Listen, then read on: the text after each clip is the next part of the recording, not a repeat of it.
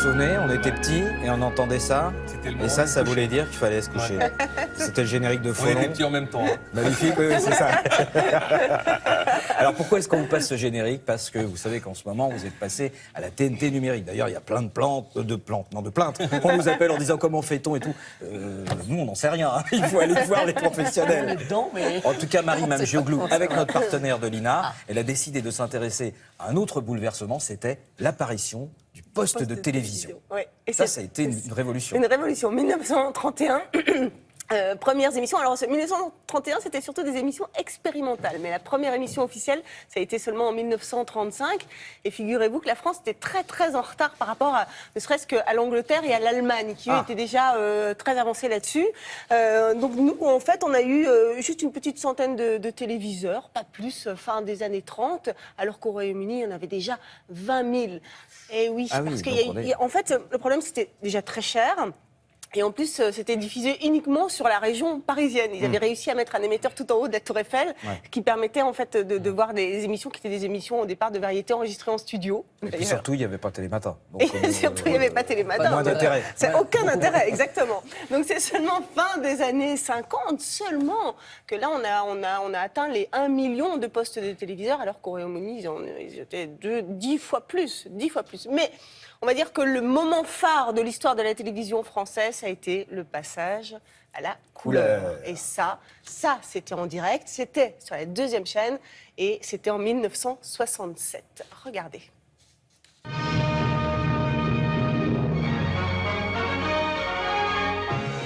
Qu'est-ce que la télévision? À tous ceux qui se posent encore cette question, le cinéma apporte aujourd'hui une réponse. C'est un Français, Barthélemy, pionnier de la télévision, qui perfectionna l'iconoscope. Jacqueline Joubert, présentatrice à la télévision, vous explique ce fonctionnement. La caméra électronique qui se trouve devant moi est reliée par câble à l'antenne de la Tour Eiffel. La Tour Eiffel, de son côté, émet les ondes qui portent mon image jusqu'à votre écran personnel. Bien que les premières émissions expérimentales sont lancées en France en décembre 1931, ce n'est qu'après la guerre que la télévision commence réellement à prendre forme. Le poste de télé coûte 2 mois de salaire. Il y en a à peine 4000 dans toute la France. La solution, dans certains villages, les habitants se côtoient pour en acheter un. Et lorsqu'un beau jour, les habitants de Nogentelle virent arriver une camionnette qui débarqua un matériel barbare, ils se demandèrent réellement à quoi pouvait bien servir cette espèce de perchoir aux pigeons que l'on dressait vers le ciel. Les habitants de Nogentelle allaient prendre le premier contact avec la télévision. Ah, il y eut du monde. Tout le village essaya de s'infiltrer dans la salle de classe, s'écrasant pour voir. Mais au fait, qu'allait-il voir? L'année 1949 semble annoncer un nouveau départ. Considéré comme un miracle technologique, le pape intervient. Mais silence, les portes vont s'ouvrir pour la première audience que le pape donne aux spectateurs de la télévision. Nous attendons de la télévision des conséquences de la plus haute portée, par la révélation toujours plus éclatante de la vérité aux intelligences loyales. Alors que les émissions se résumaient à des spectacles de variété, les premières retransmissions de grands événements font enfin leur apparition. En 1953, le couronnement de la reine Elisabeth II est retransmis en direct depuis Londres. Ce n'est qu'en 1967 que sur le plan technique, les années de Gaulle-Pompidou sont principalement marquées par l'arrivée de la télévision couleur.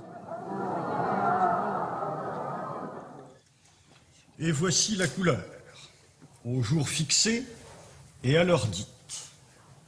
Moi, j'ai attendu la couleur pour acheter un poste de télévision et je suis satisfaite de ce que j'ai vu. Vous aimeriez avoir la couleur chez vous? Ah oui, mais ça fait trop cher pour le moment. Tu as vu Johnny Hallyday? Oui. Et tu le préfères comment? En noir et blanc ou en couleur? En couleur. 10 ans plus tard, le nombre de téléviseurs en France atteint les 10 millions. Tout le monde ne parle plus que de ça. La télévision a envahi les foyers français. Et vous saurez maintenant, en me voyant, qu'aucun mystère n'entoure mon apparition. sais pas si les réalisateurs peuvent faire le point sur cet individu-là, ce qui est monsieur-là, tellement avec les petites biberonné à lunettes. Jacqueline Joubert, qui va venir vous faire une revue de presse avec les magazines, mais qui peut réciter par cœur la tirade. Oui, non, mais tu nous la feras tout à l'heure, bien Oui, c'est entendu. ça. Dites-moi, révolution, mais c'est terminé. On n'a plus de speakerine, ça a totalement disparu. Oui, on a terminé le sujet effectivement avec Jacqueline Joubert, qui a été la toute première speakerine recrutée pour la télévision. Voilà. Et c'est vrai que là, il n'y en a plus. Il va falloir peut-être les remettre. Bah oui, à ça nous l'ordre manque, du jour, parce que ça comme on disait, manque. maintenant on est obligé, Avant les les filles de la météo doivent programmes. faire la présentation des programmes et tout ça. Enfin bon, peut-être qu'on a un talent speaking très caché chez notre ami Frédéric, et on verra peut-être tout à l'heure, peut-être qu'il y a une reprise. Bon, en tout cas, merci beaucoup Marie. Nous allons maintenant aller, attention, à vélo avec Loïc Ballet.